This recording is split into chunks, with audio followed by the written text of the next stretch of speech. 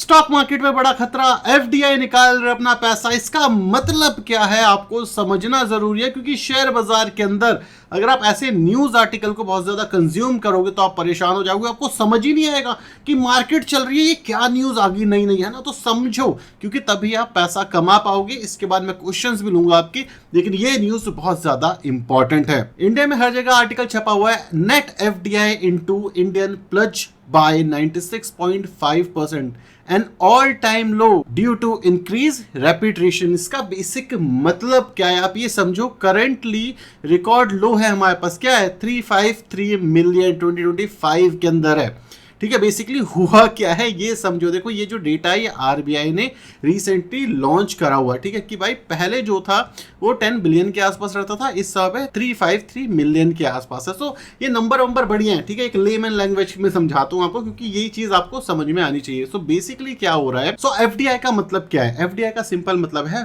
Foreign direct investment. जैसे आपने कई बार सुना होगा एफआईआई पैसा डाल रहे हैं। एफआईआई कौन होते हैं? फॉरेन इंस्टीट्यूशन इन्वेस्टर, जो मेनली स्टॉक मार्केट के अंदर डालते हैं। एफडीआई कौन होते हैं? जो बाहर से पैसा लाते हैं, कई बार रियल एस्टेट में डालते हैं, कई बार आईपीओ से पहले जो कंपनीज होती है उनके अंदर पैसा डालते हैं, ये एफडीआई होते हैं। और जो रेपिट्रेशन है, ये वर्ड काफी ज्यादा इंपॉर्टेंट है। इसका सिंपल मतलब ये है कि कोई चीज जो बिलोंग करती थी किसी जगह से, वो चीज वापस वहां चली गई। मतलब बाहर का पैसा जो इंडिया आया वो बाहर वापस चला गया, इसका सिंपल मतलब है। सो बेसिकली हुआ क्या ये समझो। सिंपली ये हुआ, पहली चीज ये जो डेटा है ये अभी का डेटा नहीं है, लास्ट फाइनेंशियल ईयर का है, जो था 2024-2025 का, ठीक है। तो ये कौन सा फाइनेंशियल ईयर चल रहा है? 25-26 ये चल रहा है, ठीक है। तो लास्ट ईयर इतना पैसा निकला इंडियन मार्केट से, ठीक है। अब लास्ट ईयर इतना पैसा निकला, क्या नई न्यूज है? नहीं, हम सबको पता है एफआईआई डीआई बेच रहे हैं, हम सबको पता है, हमें तो पहले से समझ आ गया था। सो क्या ये डेटा आपको सुन करके घबराने की जरूरत है? नहीं, बिल्कुल भी घबराने की जरूरत नहीं है, बहुत नॉर्मल चीज है। दूसरी चीज, इतना पैसा भाई आउटफ्लो क्यों हुआ? कुछ गड़बड़ दिख गई क्या उन्हें इंडियन मार्केट के अंदर की निकल गया? नहीं, ऐसा नहीं होता। बेसिकली क्या हुआ है, सिंपल सी बात है, एक एफआईआई है, ये फॉरेन इंस्टीट्यूशंस हैं, वो आ गए सन 2000 में, है ना, सन 2001 के अंदर आए। उन्होंने कंपनीज में इन्वेस्ट किया। अगर आपको पता होगा लार्ज कैप कंपनीज में 56 to 70% रेशियो बता रहा हूं, एफआईआई का पैसा यहां जाता है। कुछ पर्टिकुलर सेक्टर्स के नाम ले लेता हूं। आईटी एफआईआई के लिए बहुत प्यारा सेक्टर है। बैंकिंग एफआईआई के लिए बहुत प्यारा सेक्टर है। कुछ कंज्यूमर, बड़े कंज्यूमर ब्रांड एफआईआई के लिए बहुत ज्यादा प्यारे हैं। ऐसा क्यों है? ऐसा इसीलिए है, बड़े ब्रांड है, बड़ा नाम है, कंजम्पशन बेस है, जो मैं आपको हर दिन बताता हूं ना। क्यों बताता हूं? क्योंकि ये सिक्लिकल बिजनेस नहीं है, ये भाई चलते रहते कंसिस्टेंट कंपाउंडर बिजनेसेस होते हैं। एफआईआई को इसलिए पसंद है, इन सेक्टर्स में एफआईआई ने बहुत पहले से पैसा लगाना शुरू किया हुआ था। अब जब एफआईआई को इतना बड़ा पैसा मिला, इंडियन मार्केट महंगी हुई, इंडिया ने लास्ट 20 साल के अंदर एवरेज 13 से 14% कंपाउंडेड रिटर्न बनाए हैं निफ्टी 50 ने। तो एफआईआई को क्या लगा, या एफडीआई को क्या लगा, भैया पैसा निकाल लो, टेबल से जो पैसा है वो ले लो। क्यों ले लो? भैया इन्वेस्टमेंट करी है, पूरी जिंदगी थोड़े ना इन्वेस्टेड रहेंगे, कभी तो निकालेंगे अपना पैसा। वो एसआईपी नहीं कर रहे ना कि भाई ले लो, निकलने की बात नहीं करो, निकलने का भूल जाओ, ठीक है। तो सबसे पहली चीज, आउट ऑफ द टेबल उन्होंने पैसा निकाल लिया अपना, ठीक है, कि उनके अच्छे रिटर्न मिले। दूसरी चीज, भैया इंडियन कंपनी भी तो बाहर जाके सेटअप कर रही है। अगर आप देखोगे एचडीएफसी बैंक बाहर जा चुका है, इंटरनेशनल हो चुका है, अदानी इंटरनेशनल हो चुका है, रिलायंस इंटरनेशनल हो चुका है। तो ये जो इंटरनेशनल ब्रांड बन रहे हैं, कहां से आता है? ये इंडिया का पैसा ही तो बाहर लेकर के जाते हैं। तो सिंपल सी बात है, ये जो एफडीआई आपको दिख रहा है, ये जो रिपीट्रेशन आपको दिख रहा है इतना ज्यादा, इसमें घबराने की बात नहीं होती अगर आप इसको सही से समझ पाओगे। देखो ये खुशी की बात भी नहीं, घबराने की बात भी नहीं। क्यों नहीं है? सबसे पहली चीज प्रॉफिट बुक होगी, दूसरी चीज ये पैसा लेकर के लेकिन तीसरी चीज आईपीओ। जब पैसा नहीं था 2020 में, आपको याद होगा, हर कंपनी के अंदर इतनी फंडिंग हो रही थी, हम 100-200 यूनिकॉर्न बना रहे थे एक साल के अंदर, जो इंडिया की हिस्ट्री में नहीं हुआ था। क्यों? एफडीआई का पैसा था वो। अब जब आईपीओ आया, Hyundai का आया, स्विगी का आया, जोमैटो का आया, और भी ना जाने कितने आईपीओ आए रिसेंटली, उनकी जो इन्वेस्टमेंट थी, कैपिटल था, कौन था वो? ये फॉरेन इंस्टीट्यूशन इन्वेस्टर थे ना, जैसे ब्लैक रॉक हो गया, काफी पैसा उसने बताया, जेपी मॉर्गन काफी बनाया उसने पैसा, है ना। इसी तरीके से सॉफ्ट बैंक काफी पैसा बनाया। ये जो फंडिंग आई थी इंडिया के अंदर, ये कहां से आई थी? बाहर से आई थी। तो जब आईपीओ आया, वो एक्सपेंसिव हुआ, तो उन्होंने अपनी स्टेक बेचा और निकल गए कंपनी से। क्यों? पैसा बनाया, प्रॉफिट बनाया। तो ये जो न्यूज आप देख रहे हो, आपको परेशान करने की कोशिश की जा रही है, इसको ज्यादा सीरियस मत लो।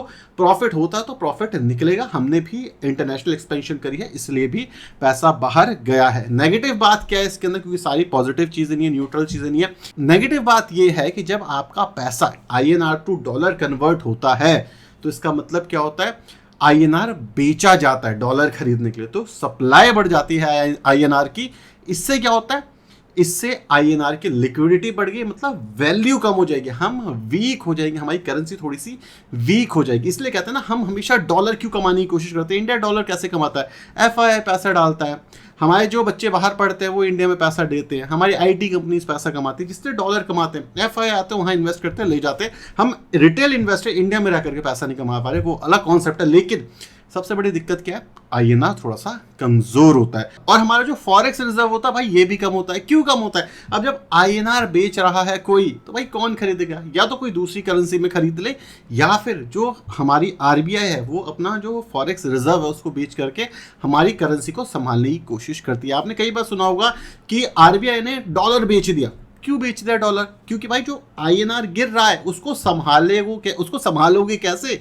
डॉलर बेच के संभालोगे। तो ये जो भुगतान है ये किसने करा? ये RBI ने किया, ताकि हमारी जो INR है वो बची रहे। अब INR बचाना क्यों जरूरी है, ये समझो। ये सारी चीजें ना स्टॉक मार्केट से रिलेटेड है और आपको पैसे बनाने में हेल्प करेगी। INR समझना इसलिए जरूरी है, हम नेट इंपोर्टर कंपनी है, हम इंपोर्ट करते हैं। INR 100 का हो गया ना, महंगाई दर बढ़ जाएगा। ये जो अभी रेट कट आपको दिख रहे हैं, क्यों दिख रहे हैं? इन्फ्लेशन कंट्रोल में है, ठीक है। CPI इंडेक्स कंट्रोल के अंदर आ रहा है हमारा।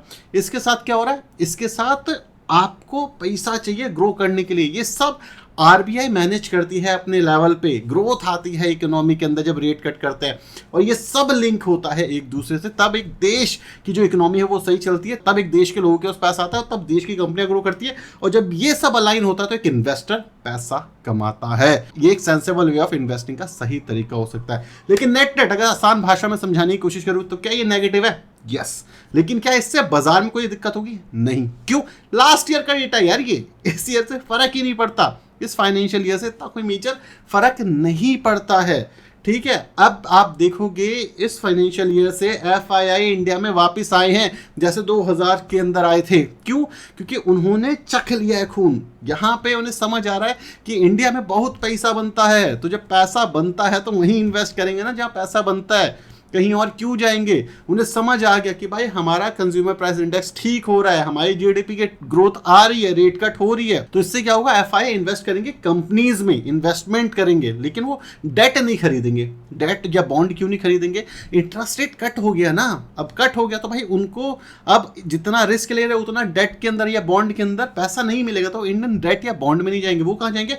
स्टॉक्स में जाएंगे। इसलिए जब भी देखोगे इंटरेस्ट रेट कट होता है, बॉन्ड गिरता है, स्टॉक मार्केट भागती है। स्पेसिफिकली कुछ sector consumer, IT, banking main भागते। क्यों भागते?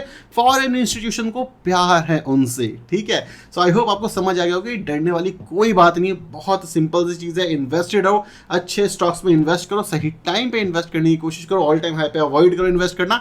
You are good, you are through. आप ज्यादातर केसेस के अंदर पैसा बना लोगे। इतना सिंपल होता है इन्वेस्ट करना।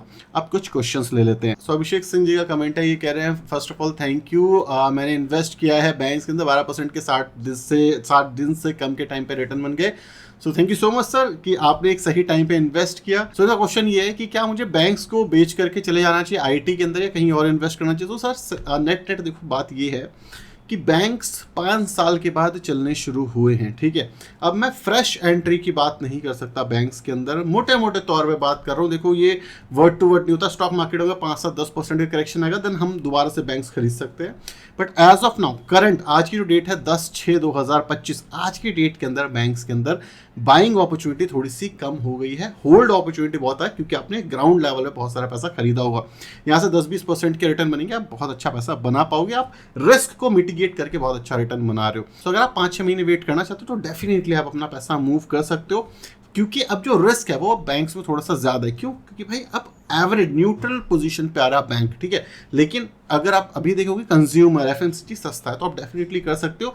मैं तो बोलूंगा, जो मेरा पर्सपेक्टिव है कि होल्ड करो है बैंक्स को, अभी टाइम है, अभी पैसा बनना शुरू है, बहुत जल्दीबाजी करने की जरूरत नहीं है। हाँ डेफिनेटली प्रॉफिट बुकिंग आपको करनी चाहिए जब आपको एक्स्ट्राऑर्डिनरी रिटर्न मिल जाए। मेरा पॉइंट ऑफ व्यू है कि फ्रेश पोजीशन मत लो बैंक्स के अंदर, फ्रेश पोजीशन लो आईटी के अंदर या फिर कंज्यूमर में। और आईटी में भी कुछ अच्छे म्यूचुअल फंड ही हैं जो चुनिंदा हैं, अदरवाइज स्टॉक्स बहुत अच्छे हैं आईटी में कुछ पर्टिकुलर। सत्य प्रकाश जी का कमेंट है, कह रहे भाई जी अब कैसे लमसम के लिए अपॉर्चुनिटी है, मार्केट दोबारा ऑल टाइम हाई की तरफ जा रही है। मेरे हिसाब से लमसम की अब भी अपॉर्चुनिटी थी जब मार्केट 73,000 पे थी। बेसिकली सेंसेक्स की बात हो रही है, आपकी असेसमेंट समझ नहीं आई, please explain. Satya Prakash ji market की बात क्यों, जब मैंने कल की जो वीडियो बनाई थी अपॉर्चुनिटी वाली, अपॉर्चुनिटी का मतलब ये नहीं था कि ब्लैंक खेलना है, ठीक है। मैंने वहाँ पे कुछ स्पेसिफिक स्टॉक्स के नाम डिस्कस करे थे, कुछ स्पेसिफिक म्यूचुअल फंड डिस्कस करे थे, वहाँ पर अपॉर्चुनिटी। जब मैं अपॉर्चुनिटी की बात करता हूँ तो मैं आपके साथ शेयर करता हूँ कि क्या अपॉर्चुनिटीज़ हैं। और जब मैंने वो चीज़ शेयर करी तो अपफ्रंट कल की कल नहीं खरीदनी होती चीज़ें, कल की कल नहीं देखना होता, उसको वॉच लिस्ट में रखना होता है। क्यों? क्योंकि वो ऐसे स्टॉक से म्यूचुअल फंड होते हैं जो नेक्स्ट लेग ऑफ रैली के अंदर चल सकते हैं, ठीक है। तो स्लोली स्टेडली आपने खरीद लिया या एकदम से डिस्काउंट मिला आपने खरीद लिया, ऑल टाइम हाई पे नहीं खरीदा, ठीक है। तो अपॉर्चुनिटी का मतलब ये होता है। अपॉर्चुनिटी का मतलब ये नहीं कि आज जाके निफ्टी 50 खरीदेंगे, नहीं खरीद सकते भाई, काफ़ी ऊपर जा चुका है। आज जाके स्मॉल कैप 250 इंडेक्स खरीदेंगे, नहीं खरीद सकते भाई, थोड़ा सा ऊपर जा चुका है। बट सेक्टर स्पेसिफिक, जैसे आज जाके कंज्यूमर खरीद सकते हैं, आज जाकर के शायद आईटी खरीद सकते हैं, आज जाकर के आईटी के कुछ स्पेसिफिक स्टॉक खरीद सकते हैं, आज जाके ब्लू स्टार खरीद सकते हैं। तो ये कुछ ऐसे हैं जहाँ पे हम खरीद सकते हैं, ठीक है। सो ब्रॉड मार्केट डेफिनेटली चल चुकी है, बट हमेशा ऑप्शन होते हैं स्टॉक मार्केट में खरीदने के, बस थोड़ी सी निगाह चाहिए। तो आई होप आपको इस चीज़ से क्लियर हो गया होगा कि मैं मार्केट पर्सपेक्टिव से नहीं बोल रहा था, मैं हमेशा फोकस एरिया से रिलेटेड बोलता हूँ। निफ्टी 50 आज ही नहीं, निफ्टी 50 तब खरीदना था जब वो गिरा हुआ था, उस समय मैंने चीख के बताया भी था। सर मिथुन दास जी का कमेंट आ रहा है और काफ़ी सैड कमेंट है, मैं ये बोलूँगा सर हरिओम पाइप्स में 40% का लॉस है। दूसरा है बीकाजी के अंदर 20% का लॉस है, क्या करूं। मैंने इनके लिए और आपके लिए भी एग्जांपल सेट किया क्योंकि क्वेश्चन बहुत अच्छा है और हम सब सीखते हैं, मैं भी इन चीज़ों से बहुत ज़्यादा सीखता हूं तो आपके साथ शेयर करता हूं। तो हरिओम पाइप्स की ये बात कर रहे हैं, अगर आप नेट देखोगे ना 5 साल के अंदर 84% का रिटर्न, चलो ठीक है कोई दिक्कत नहीं। क्यों दिक्कत नहीं है? ऑल टाइम हाई से ये गिरा हुआ है 48% से, और मेरा भाई कह रहा है कि 40% लॉस है। मतलब क्या आपने इस वाले जोन में खरीदा था तब आपको 40% होगा, मतलब आपका जो प्राइस होगा वो मोटा मोटी करीब कितना 420 रुपये के आसपास होगा, तो आपको 40% का लॉस हो सकता है। 20 मतलब क्यों खरीदना था आपको? यहाँ पे खरीदोगे तो भाई लॉस के चांसेस बढ़ जाते हैं। मैं हमेशा एक चीज़ कहता हूँ, रिस्क एडजस्टेड रिटर्न। मैंने इसके फंडामेंटल्स नहीं देखे हैं, ये मैं आपको क्लियरली बता दूँ अभी, बट मैं बोलूँगा अगर कभी भी खरीदना है ना तो आज खरीद सकते हो आप। 40% डाउन है, फंडामेंटल देख करके आज खरीद सकते हो। मतलब टाइमिंग क्या है खरीदने की? ये जब ऑल टाइम हाई से अच्छा डिस्काउंट है, 30, 40, 50% का डिस्काउंट। क्यों? इससे ज़्यादा अच्छी कंपनीज नहीं गिरती, बहुत बड़ा वैल्यूएशन करेक्शन होता है, तब खरीदना चाहिए। दूसरा स्टॉक है हमारा बीकाजी में आपने बोला 20% का लॉस है, ठीक है। बीकाजी के अगर मैं ऑल टाइम हाई से देखूं कितना गिर गया ये, तो ऑल टाइम हाई से भाई ये गिर ही 22% है। तो क्या आपने ऑल टाइम हाई के आसपास खरीदा था जो आप लॉस के अंदर हो? मतलब क्वेश्चन मेरा यहाँ पर ये है आपसे, और ये मैं आपको डिमीन करने के लिए या किसी को पॉइंट आउट करने के लिए नहीं बोलता। एज एन इन्वेस्टर समझो मैं आपको क्या बोल रहा हूँ। जब आप इस पहाड़ पे खरीदोगे ना मेरे भाई, जब आप इस पहाड़ पे खरीदोगे, चांसेस हाई है कि आप लॉस करोगे in a short term, even in a long term. क्यों कहता हूँ? देखो एक स्टॉक जो चढ़ गया है, ठीक है, अब आपने यहाँ खरीद लिया, गिरते ही कोई भी स्टॉक 20-30% गिरेगा, आप लॉस में आ जाओगे। अब सीन क्या है? आप बोलोगे भाई चढ़ते हुए कहाँ खरीदे, वेट एंड वॉच। अब देखो अब खरीदो, क्या दिक्कत है? अब खरीदो ना, अब जरूरत है खरीदने की। क्या यहाँ से 10% नहीं गिर सकता? गिर सकता है, लेकिन फिर आपके पास क्या है? आपके पास अपर साइड है कि भाई ये स्टॉक यहाँ तक गया है तो चांसेस है मेरे 10% रिकवर कर जाएंगे। अब मेरे ऊपर खरीदा हुआ है मैंने, तो ये ऑल टाइम हिट करे, मतलब यहाँ से 21-22% चढ़े, उसके बाद आप पैसा बना पाओगे, ये सही चीज नहीं है। तो स्टॉक मार्केट में शेयर की नजर चाहिए, आराम से बैठो, जैसे मौका मिले वैसे खरीदो। स्टॉक वाइज बीकाजी फूड अच्छा है, इसके अंदर आप डेफिनेटली होल्ड कर सकते हो। मेरा पॉइंट ऑफ व्यू है। वो हरिओम पाइप्स का मुझे नहीं पता, लेकिन एक सिंपल चीज़ ये बताना चाहूँगा भाई कि डिस्काउंटेड स्टॉक्स खरीदो, ऑल टाइम हाई पे कभी मत खरीदना यार, बहुत दिक्कत हो सकती है। हेल्थ इज वेल्थ का कमेंट है, बंधन बैंक बाय कर ले भैया। अब ये क्वेश्चन आया हेल्थ इज वेल्थ का, कर लो भाई, कर सकते हो। मतलब देखो अगर मैं बंधन बैंक की बात करूं, आज 2-2.5% के आसपास गिरा हुआ है, थोड़ा सा गिर जाए, अगर गिर पाए तो 2-4-5% के आसपास। बट आप खरीद सकते हो। बंधन बैंक मुझे लगता है अब यहाँ से रिकवर करेगा। बैंक्स अगर फंडामेंटल्स अच्छे रहते हैं, याद रखना एक की पॉइंट हमेशा याद रखना, फंडामेंटल्स, क्योंकि फंडामेंटल्स एक ऐसी चीज़ है जो आप इग्नोर नहीं कर सकते। जैसे आईसीआईसीआई के साथ क्या हुआ, एफडी का फ्रॉड निकल करके आ गया, ठीक है। इसके साथ इंडसइंड के साथ क्या हुआ, थोड़े से इश्यूज निकल के आ गए कि भाई पेपर वर्क में थोड़े बहुत दिक्कत थी। ऐसे इश्यूज ना हो तो बंधन बैंक सही है, इसको हम डेफिनेटली कंसिडर कर सकते हैं। लेकिन डेफिनेटली स्टॉक लेवल पे ये कुछ ऐसी चीज़ है जो प्रिडिक्टेबल आप भी नहीं कर सकते, मैं भी नहीं कर सकता। ये तो डॉक्यूमेंट्स के अंदर है, कंपनी कुछ छुपा ले तो हमें नहीं पता होता। Otherwise net as of now fundamental काफ़ी अच्छे, डेफिनेटली आप देख सकते हो। मैं भी उसमें पोजीशन बिल्ड कर रहा हूँ, बट ये मेरा पॉइंट ऑफ व्यू है, तो अपना रिस्क देख लेना। वीरू जिंदल जी का कमेंट है, कह रहे हैं please review Aadhaar housing finance. Aadhaar housing finance sir एक अच्छी रिकवरी के पास आया, बट उसने पैसा नहीं बनाया है, ठीक है। ये मैंने अपने अकाउंट इस चैनल के ऊपर काफ़ी बार डिस्कस किया है। स्टॉक बहुत ज़्यादा अच्छा है, स्टॉक बहुत ज़्यादा अच्छा है, बट मुझे लगता है थोड़ा सा ये फंसा हुआ है इस समय पे। देखो अगर आप लॉन्ग टर्म पर्सपेक्टिव से सोचोगे, जैसे मैंने अपने पोर्टफोलियो में 2 कैटेगरी के अंदर रखा है इस स्टॉक को, तो मैं आपको दोनों का पॉइंट ऑफ व्यू बताता हूँ, क्योंकि पॉइंट ऑफ व्यू समझना है। पहला पॉइंट ऑफ व्यू है लॉन्ग टर्म। लॉन्ग टर्म का क्या मतलब है कि कम से कम 2 से 3 साल में इसे होल्ड करूँ, ठीक है। तब के लिए तो भाई मैं इसको रखूँगा इस समय पे। और रिसेंटली मैंने थोड़ी सी पोजीशन कट करी है दूसरी कैटेगरी से, वो है स्विंग के लिए, कि भाई मैं शॉर्ट टर्म में पैसा बनाऊँ। मुझे लगता है आधार हाउसिंग थोड़ा सा फंस चुका है इस समय पे। क्यों फंस चुका है? क्योंकि भाई अभी थोड़ा सा आउटफ्लो चल रहा है। मैं ये नहीं कह रहा स्टॉक बहुत बेकार है, स्टॉक बहुत बहुत ज़्यादा सॉलिड है। चाहे आप होम फर्स्ट ले लो, चाहे आप आधार ले लो, चाहे आप एसबीआई ले लो, 2-3 साल के पर्सपेक्टिव से स्टॉक बहुत अच्छा है। शॉर्ट टर्म में मुझे लगा है कि अभी थोड़ा सा फंसा है, लेकिन इस रैली में आधार भी चलेगा। आप याद रखना, मैं अपना पैसा भी रोटेट कर रहा हूँ इस समय पे। क्यों? क्योंकि भाई ब्लू स्टार सस्ता है, ठीक है। जैसे मैं आपको कई बार एग्जांपल देता है, तो सीडीएसएल में पैसे बन गए भाई। क्यों? तो अब ये रोटेशन भी तो चाहिए, क्योंकि रिस्क बढ़ गया ना, तो भाई रिटर्न को एवरेज आउट करना, पोर्टफोलियो बैलेंस करना, और मैं उसी काम में लगा हूँ। सो आधार हाउसिंग अच्छा है for a long term perspective. Short term perspective के लिए मुझे लगता है कुछ अच्छी अपॉर्चुनिटीज है, जिस वजह से मैं कुछ पैसा आधार हाउसिंग से निकाल करके दूसरे स्टॉक्स में शिफ्ट कर रहा हूँ। होम फर्स्ट मेरा इंटैक्ट है, एसबीआई मेरा इंटैक्ट है, सीडीएसएल मेरा इंटैक्ट है, बीएससी मेरा इंटैक्ट है। तो ये सारे स्टॉक्स हैं जो हैं, और भी काफ़ी सारे आईटी से रिलेटेड स्टॉक्स हैं जो इंटैक्ट हैं मेरे पोर्टफोलियो के अंदर। सो पोर्टफोलियो को थोड़ा रीबैलेंस कर रहा हूँ, कुछ नए स्टॉक्स भी ऐड कर रहा हूँ। जैसे जैसे मैं एग्जिट करूंगा या सेल करूंगा, मैं आपके साथ ओपनली आकर के शेयर करूंगा। सो आई होप आपको वीडियो पसंद आई होगी, कुछ नया सीखने को मिला होगा। वीडियो पसंद आई, कुछ नया सीखने को मिला, तो इस वीडियो को लाइक और चैनल को सब्सक्राइब कर देना। Thank you so much for watching this video. Tata bye, signing of.